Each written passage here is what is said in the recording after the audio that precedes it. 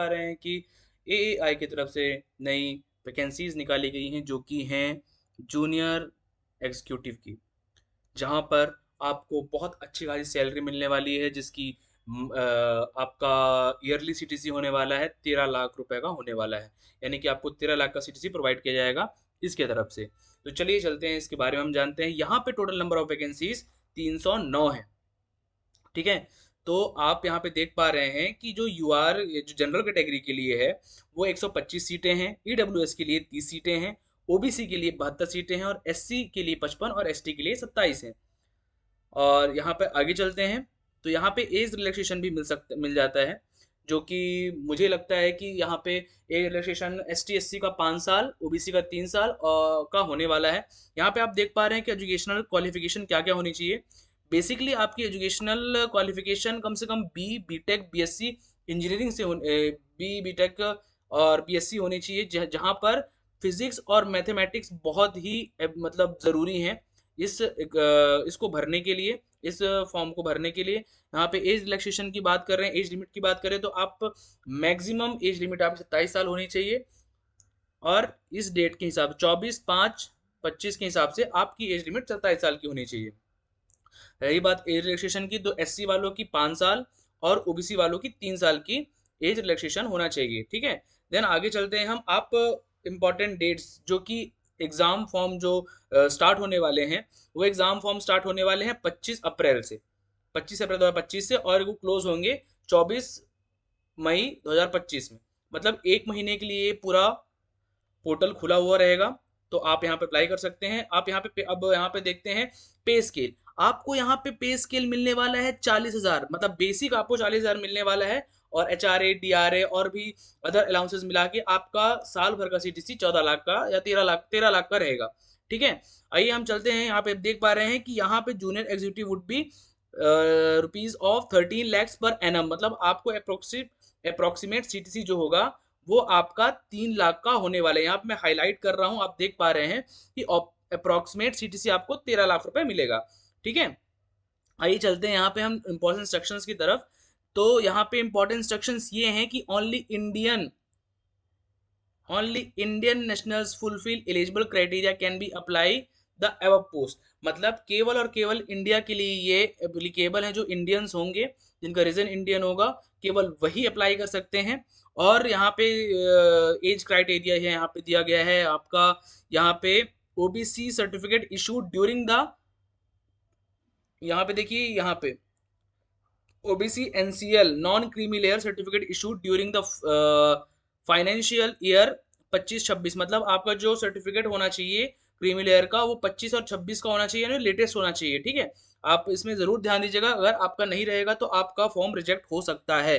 ठीक है। यहाँ पे और भी ज़्यादा कुछ इंपॉर्टेंट नहीं है। और मैं आप यहाँ पे आगे चलते हैं तो यहाँ पे आप देख पा रहे हैं सिलेक्शन प्रोसीजर क्या क्या रहेगा। वहीं आप देख सकते हैं कि candidate should be carefully read the important, एक मिनट में हाईलाइट कर देता हूँ। Candidate should be carefully read the information of important instruction before the filling application form to enhance that she and he fulfill the eligible criteria and other norms mentioned advertisement. मतलब basically ऐसे ही है, कुछ नहीं है इसमें। आपका computer based test होने वाला है ना। और इसका सिलेबस आपको इस एडवर्टाइजमेंट में मिलेगा। मैं इसको ज़रूर आप उसमें अपने डिस्क्रिप्शन पे ज़रूर लिंक कर दूंगा, इसका सिलेबस क्या क्या होने वाला है। उसके बाद आपका मतलब आपके सिलेक्शन प्रोसेस होने के बाद, शॉर्टलिस्टेड होने के बाद आपका वेरिफिकेशन होगा, वॉइस टेस्ट होगा। मतलब उसमें आपकी इंग्लिश देखी जाएगी कि आप इंग्लिश अच्छे से कम्युनिकेट करते हैं या नहीं करते हैं। ठीक है। और यहाँ पे सब्सटेंस टेस्ट वगैरह है, ये सारी चीज़ें जो जो भी ये आप देख पा रहे हैं, ये सारी चीज़ें जो है ना, ये सारी चीज़ें ये आपको सब वहीं पे वो लोग करा देंगे। आपको अलग से कुछ भी मेंशन करने की या फिर अलग से कोई कोर्स करने की कोई ज़रूरत नहीं है। जब आप सेलेक्ट हो जाएंगे तो ये प्रोसीजर वो ये सारी चीज़ें वो वहाँ पे खुद करवा देंगे। ठीक है। आइए चलते हैं आगे।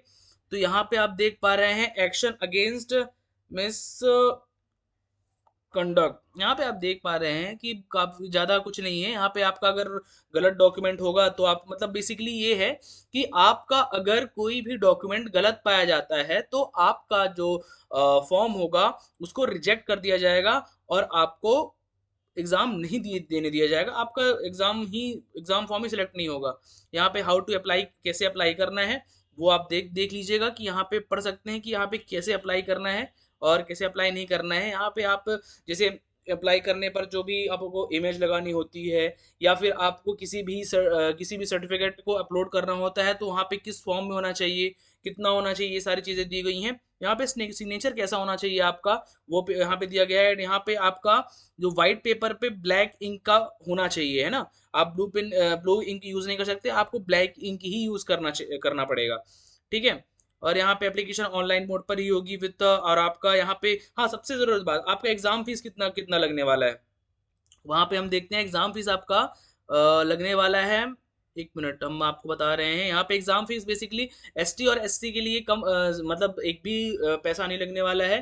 पीडब्ल्यूडी के लिए भी नहीं लगने वाला है। और जनरल और ओबीसी कैटेगरी वालों के लिए थाउजेंड रुपीज़ यहाँ पे एग्ज़ाम फीस रखी गई है, ठीक है। तो और भी ज़्यादा इन्फॉर्मेशन के लिए आप प्लीज़ कमेंट करिएगा। और भी कुछ ज़्यादा जानना होगा तो प्लीज़ कमेंट करके मुझे बताइएगा और चैनल को ज़रूर सब्सक्राइब करिएगा। यहाँ पे देखिए, ये यहाँ पे आपको एप्लीकेशन फ़ीस के बारे में मेंशन किया गया है कि application fees of 1000 rupees, okay.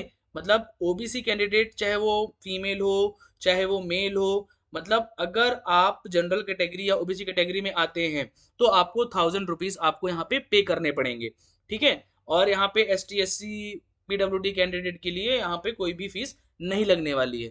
तो ठीक है, आप इसको अगर इंटरेस्टेड हैं तो फिल कर सकते हैं, और इंटरेस्ट नहीं तो मत फिल करिए, कोई ज़रूरत नहीं है। बाकी आप मेरे चैनल को ज़रूर सब्सक्राइब करिएगा, ऐसे ही वीडियोस आपको मिलती रहेंगी। और अगर आपको कोई भी डाउट होगा या फिर कोई भी क्वेरी जाननी होगी तो प्लीज़ कमेंट करिएगा। Thank you so much.